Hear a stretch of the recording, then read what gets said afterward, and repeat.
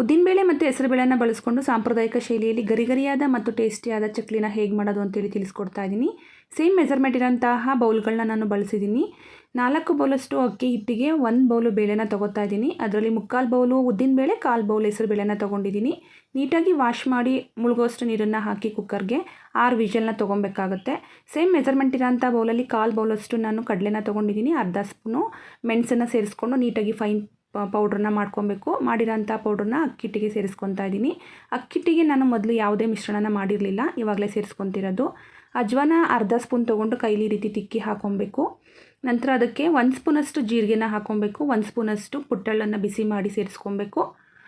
1 spoon ಖಾರದ ಪುಡಿನ ಹಾಕ್ಕೊಂಡು 3/4 ಸ್ಪೂನ್ ಉಪ್ಪನ್ನ ಹಾಕ್ಕೊಂಡು ನೀಟಾಗಿ ಮಿಶ್ರಣನ ನಾವು ಮಾಡ್ಕೊಬೇಕಾಗುತ್ತೆ.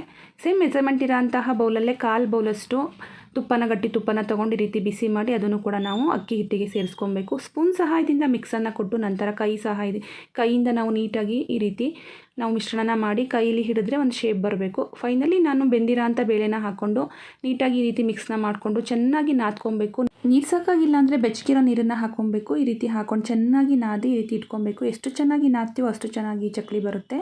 ಎಗೇನ್ ಮತ್ತೆ ಸ್ವಲ್ಪ ಹಿಟ್ಟನ್ನು ತೊಗೊಂಡು ಚಕ್ಲಿ ಉರುಳಿಗೆ ಎಷ್ಟು ಬೇಕೋ ಅಷ್ಟನ್ನು ತೊಗೊಂಡು ನಾನು ನಾದ್ಕೊತಾ ಇದ್ದೀನಿ. ಮತ್ತು ನೀರೇನಾದ್ರು ಸಾಕಾಗಿಲ್ಲ ಅಂದರೆ ಹಾಕ್ಕೊಂಡು ನಾದ್ಕೊಳ್ಳಿ. ಬೆಚ್ಚಗಿರೋ ನೀರನ್ನೇ ಹಾಕ್ಕೊಬೇಕು. ಈ ರೀತಿ ಶೇಪ್ನ ಮಾಡಿಕೊಂಡು ಚಕ್ಲಿ ಉರುಳಿಗೆ ಸ್ವಲ್ಪ ಎಣ್ಣೆ ಸವರ್ವಿ ಈ ರೀತಿ ಸೇರಿಸ್ಕೊಬೇಕಾಗುತ್ತೆ. ಮೌಲ್ಡನ್ನ ಮುಚ್ಚಿ ನಾವು ಚಕ್ಲಿನ ಒತ್ಕೊಳ್ಳೋ ಅಂಥದ್ದು. ಈ ರೀತಿ ಒತ್ಕೊಂಡು ಫೈನಲಿ ಎಡ್ಜನ್ನು ನಾವು ಪ್ರೆಸ್ ಮಾಡಬೇಕು, ಇಲ್ಲಾಂದರೆ ಎಣ್ಣೆಗೆ ಹಾಕಿದಾಗ ಬಿಟ್ಕೊಳ್ಳುತ್ತೆ. ಎಣ್ಣೆನ ಕಾಯಕ್ಕಿಟ್ಟು ಕಾದಿದೆಯಾ ಅಂತ ನೋಡಿದಾಗ ಸ್ವಲ್ಪ ಹಾಕಿದರೆ ಅದು ಮೇಲೆ ಬರುತ್ತೆ ಒಂದು ಚೂರು, ಆವಾಗ ಕಾದಿರುತ್ತೆ. ಈ ರೀತಿ ಚಕ್ಲಿಗಳನ್ನ ನಾವೇನು ಒತ್ತಿ ಇಟ್ಕೊಂಡಿರ್ತೀವಿ ಅದನ್ನು ನಾವು ಈ ರೀತಿ ಸೈಡಿಂದ ಹಾಕ್ಕೊಂಡು ಎಲ್ಲ ಚಕ್ಲಿನ ಹಾಕಿ ಫುಲ್ ಫ್ಲೇಮ್ನ ಬಿಡಬೇಕು. ತಕ್ಷಣಕ್ಕೆ ತಿರುಗಿಸ್ಬಾರ್ದು.